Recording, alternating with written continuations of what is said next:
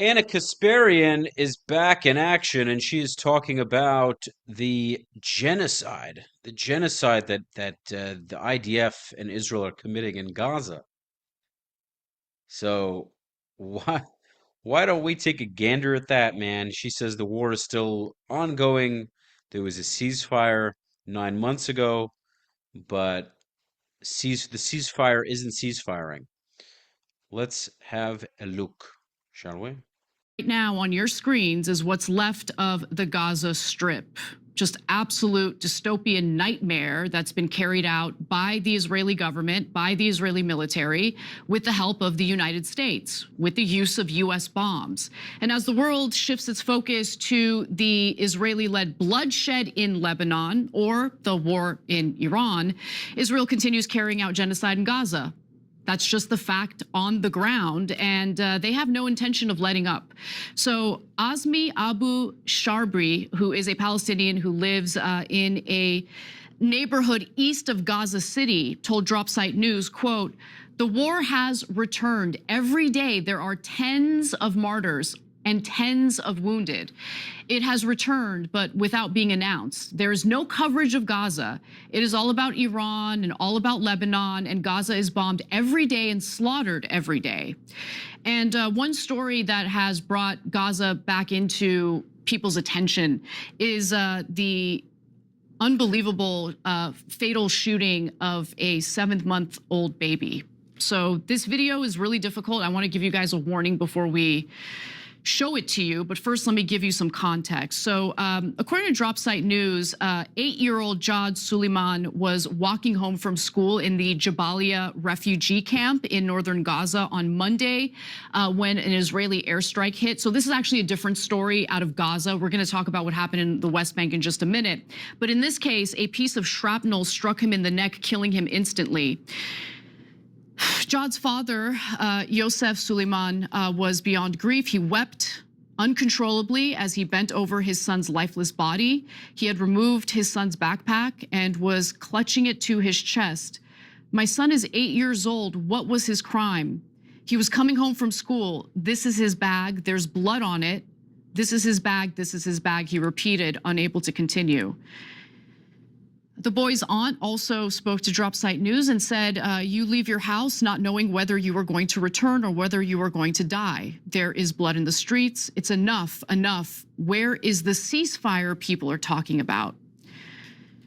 So what the West is laughably referring to as a ceasefire in Gaza has officially entered its 9th month, okay? And so since October 10th of 2025, when this ceasefire was agreed to, nearly 1,000 people have been slaughtered by the IDF in Gaza. Another 3,000 people have been wounded. More than 1,400 airstrikes have been carried out against Gaza, and there have been 1,200 shooting incidents. And you might be wondering, what is Israel bombing? They've already leveled Gaza. What are they targeting? In some cases, they're literally targeting tents. And it's just endless. It's endless, and the world has turned their attention away from it. May was the deadliest month in 2026 for Palestinians in Gaza, with at least 119 killed, including, of course, 19 children, according to the Gaza Health Ministry, which noted an escalation in mass killings and assassinations that the Israeli occupation forces continue to perpetuate against Palestinian civilians in the Gaza Strip.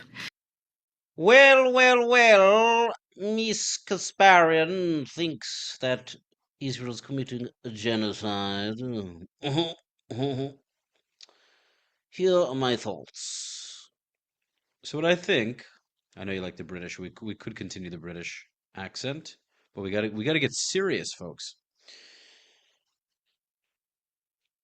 Again, I'm going to be, as hopefully most of you, many of you, come to listen to my previous reaction videos, you'll hear me saying making a lot of the same points because they are always relevant to the Middle East and to Israel. So you're going to hear me regurgitating ideas because they are of fundamental importance.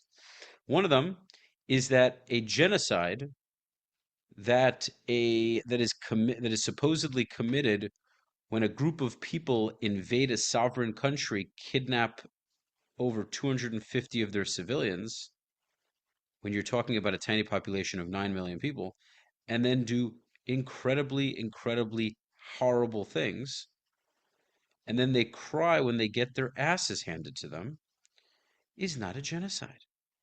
When you have a higher birth rate than the death rate, it is not a genocide. When the intention is not to slaughter civilians, the intention is rather to get their hostages back and destroy and decapitate the enemy army who has vowed and put in their charter that they want to spend every waking hour destroying the state of Israel because it is a Jewish state, it is not a genocide. It is a very simple equation. If Hamas disarms, they have that choice, although they won't do it, they can make the choice. No Gazans have to die, but they don't want to. So they don't want to disarm. They want to have the opportunity to destroy Israel, but God forbid Israel stops them. All Israel's allowed to do in the international community is just to create enough resistance where it's challenging for Hamas to make the decision, the decision to go to war with Israel.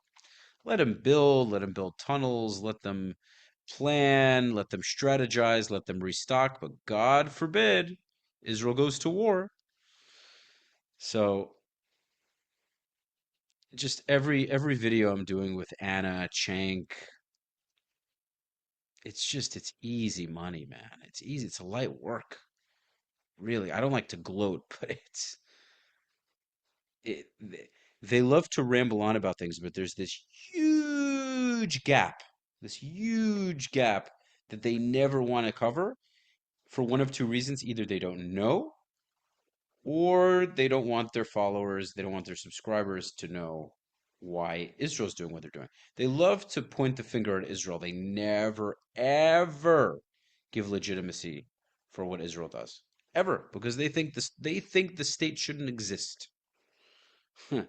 So they're never going to give legitimacy to what they see as an illegitimate state. It's very simple. It's very simple, guys. Anywho, I very much hope that you enjoyed this short clip, and I would be enthralled.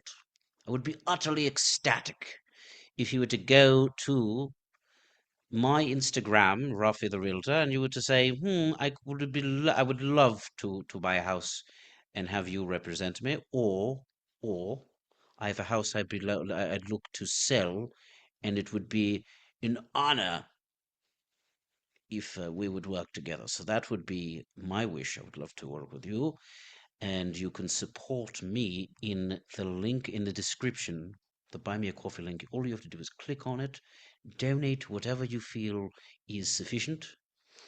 Of course, this goes without saying. Make sure to subscribe, to leave a subscribe, to smash, to utterly slam your finger on the like button. Make sure to leave your comments, perhaps several, and I will see you on the next one. Ta-ta.